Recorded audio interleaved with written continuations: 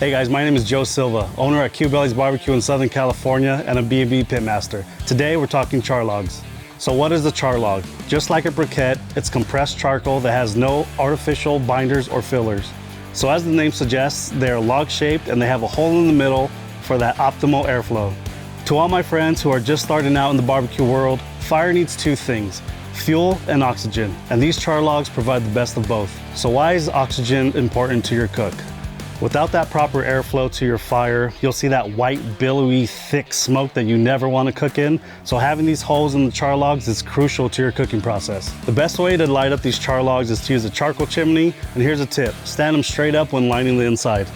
All right guys, just grab some fire starters, light them up, place your charcoal on top, and in about 15 to 20 minutes, when your charcoal's about 70 to 80% ashed over, you're ready to go.